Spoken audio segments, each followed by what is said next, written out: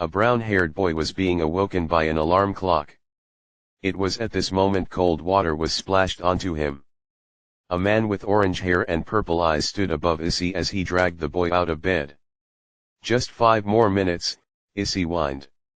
"You'd be late otherwise," said Izam, "breakfast is ready." "Sucks you can't have coffee," said Issie. "You know it'd poison me," said Izam. "Hard to believe you're a dog," said Issie. "And you're ancient compared to us. You're pushing your 17th cycle next week. Most of us would be long dead by then." Now, said Mika, "we're here to enjoy breakfast." "Izam, your food okay?" "Yes ma'am. I told you to call me mom." "Still hard to believe you and Issie are the same age." "Thank the fact God made us immortal." "Still was an adult at age 3, said Izam. "Still incredible," said Mika. Izam and Issie get off their bicycle. Issie's eyes narrowed as he saw Rias and mutter, "Aw man. One of the hottest girls here, and she has to be some damned bat." "You'll get over it," said Izam, "better mate material out there. Half the things with those bats is arbitrary hogwash that makes no sense from the get-go.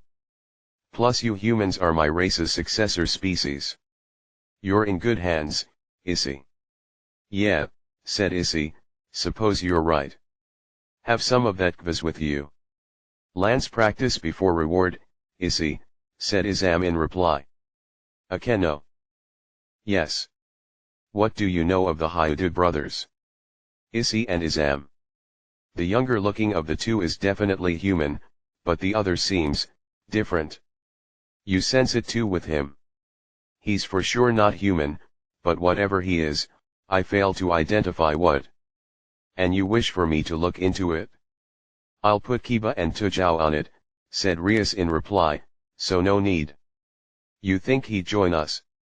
"We cannot really know for sure unless we ask him." "Would you have Kiba fetch Izam?" "No," said Izam as he glared at Rias, "not joining you, and neither is Issie, heiress." Everyone looked stunned but Izam, who looked at Rias as a predator would sizing up a rival. The black expression on his face, a semblance of a polar bear gazing upon his prey. "How?" asked Rias. "Your smell, that rot. A devil's smell is the first we Adamaks learn to identify." "An Adamak." Rias charged her energy as the rest of the peerage readied. "If I was here to attack you, heiress Gremory, the 4 of you would have been dead before you could even notice." "No, I am not here as a belligerent, as much as it pains me," said Izam. Rias calmed, as she shouted, "I demand to know why one of heaven's soldiers are here in my territory. I left heaven, and joined the Hyoudou family on a whim. That's why and how I'm here. And you expect us to believe that?" "Believe it or not, but I have no reason to use deceit on such matters, being accosted by the bats of all things." "You mind repeating that?" asked Kiba. "Called the lot of you bats because it's what your biology is, and because I'm not going to be caught dead kissing the ass of some glorified daddy's girl. Especially not one who's a simp for the culture of some region of the planet of the hairless apes," Izam answered as he glared at Kiba. "Oh my," said Akeno. Kiba was about to charge Izam when Rias stopped him as she said, "Enough. Stand down, Kiba.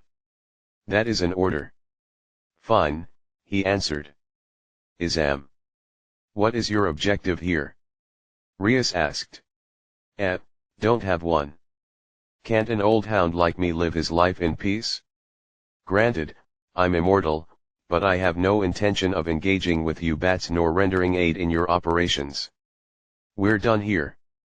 Had enough of your smell raping my nostrils," Izam answered as he left as Rias stood speechless. Metal clanged as both Issie and Izam moved in a fluid dance. Everyone watching was making bets as girls cheered on either Issie or Izam. Soon, Issie was disarmed, and the match ended. The weapon in question was a Heavens Police SKLM. A meter-long two-handed lance with a rounded tip, that was more rod than lance, with a 2 centimeters thick shaft with a disc-like handguard, a hilt, and a pommel. The whole Weapon weighed 5 pounds. Both men sheathed their lances and began home. On the way back a woman approached them and asked Issie on a date. "Yeah, no," said Izam, "if he goes, I come too. But it's not going to be a date. Do I care? But nothing," Izam spat, "it's that or nothing." "Fine," said the girl, "I guess you can come." She soon left as both Issie and Izam laughed as Issie said, "She was faking it hard there. You sensed it?" "Yes, one of them." "She's only targeting you, Issie," said Izam. "Man. What is it was supernatural chicks me? Sacred gear. And she wants me dead." "Likely, but I have an idea," said Izam. "TBC.